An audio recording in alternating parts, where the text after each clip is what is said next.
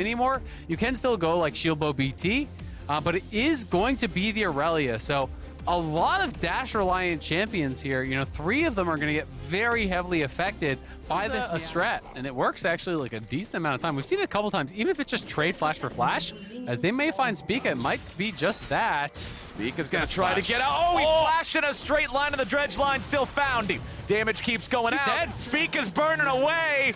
Slither, the star here for TSM, and PoE, he's just going to invade. It might get even worse here. Spica's trying to grab his red smite. Use his smite And before he he has has the the chance. Spica's just gonna die again. What the hell am I watching? Now, seeing Immortals starting up the Drake, they really want to fight for this. Spica's coming. So yeah, I think they're going to try to look for something, but Power of Evil moving.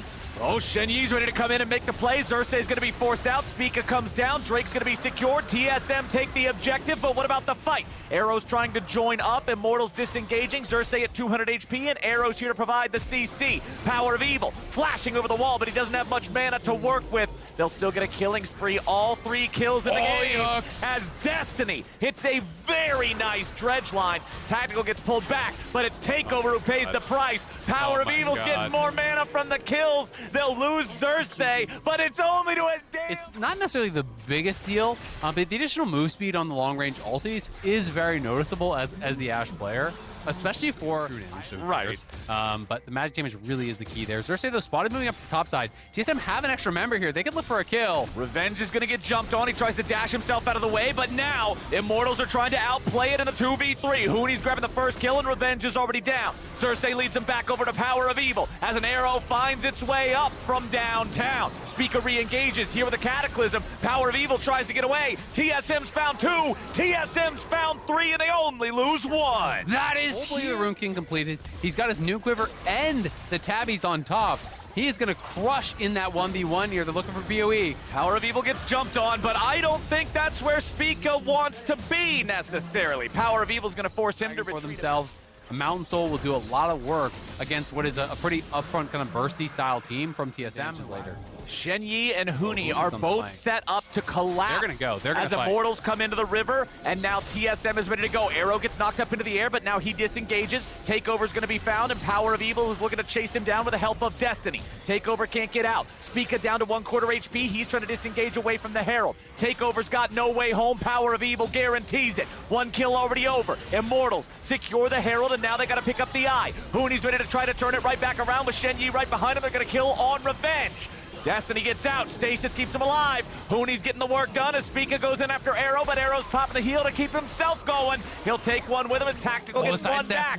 It's a 2 for 2. Farm advantages in the side lanes, particularly the AD carry farm diff. I'm not going to stop hitting on it because ever since you brought it up, that difference has only ballooned more and more. So much advantage for TSM just in that, but Arrow's got a good stun here on the Tactical. They won't be able to follow it up. Shenyi's ready to turn it around. Zap into the Super Mega Death Rocket, and Arrow nearly dies. Of these early shenanigans, your team is losing. It's time to step up. His champion does work very well into what TSM is, where it's like, oh, this keeps you safe, allows you to play aggressive. They're going to look for a dive here on Huni. We'll see if they can follow through on it. They want to make sure that Power of Evil's not the one starting up tanking it. They want to allow him to maximize DPS, and he'll do just that. However, a 3-man play on bottom side from Immortals means a 4-man play on Baron from TSM. There's pings coming out. We'll see if they're able to do anything about this. Power of Evil is still down in the bottom lane, taking the tier 1 turret, and the Baron goes over to TSM. They'll take that one. Absolutely. It will put Immortals, you know, with more kind of gold in their pockets off that play. They get the shutdown, they get the tower, they get the dragon, so they're moving to Soul Point here. That is kind of the edge that they get, but a big injection. They know they have to weather this TSM Baron before anything else, and Tactical continues to build the gold. Immortals find plenty of damage onto Shenyi. They're going to force them back with that, and TSM has to back up. I mean, Immortals just haven't been able to find any effective arrows, right? Like, Arrow is down 3 levels on Tactical now, plus the farm. That is so concerning how useless this Ashe may look. And he's hit a couple different arrows on Tactical, but it's never been in a position where someone's there to follow up. So yeah. Tactical doesn't even cleanse. Like, he just sits on it. They're going to look for Tactical now, though. Xerxes coming on the flank. Tactical has already used his Gale Force. He's used his Flash. He's trying to get away, but Xerxes on top of it. Shen Yi falls. Tactical falls. TSM loses both. Going back into lane. Instant heal back to full. Oh, they're rising on him. And they're ready to dive revenge. He wants to get away from the 1v3. The arrow coming in to stun up Huni. Is it going to keep him alive? The volley over the wall can't do the damage. Oh, here comes Xerxes. He could look for a potential kill. He doesn't have his ulti, though. There's no Heartbreaker. There's no Heartbreaker for Viego, so Speak is trying to turn it around here with a Cataclysm. Destiny joins up, but now he's got to be careful. Takeover's very powerful. Power of Evil's on the other end of the map. They do not have their ace in the hole. This is the Cassiopeia. This is the one that determines the fights. And with him not there, TSM picks up the kill and picks up the tier 2. The push is not done. They're saying if Power of Evil wants to stay in the top lane, end the game, we're going to stay here in the bottom lane. TSM, they're just going to break into the base. Immortals, what are we doing, my friends? Power of Evil's trying to deal with Tactical. The Everfrost isn't going to find him. Miasma, yeah, it'll do a little bit of damage. Power of Evil taking 3 or 4 turret shots. He'll be approaching from the other side, clearing out a ward on the bottom side of mid lane, making his way through the river now. Tier 2 turret is going to fall in the mid lane. Immortals lose that one to minions, so TSM not going to pick up any extra local gold from the take.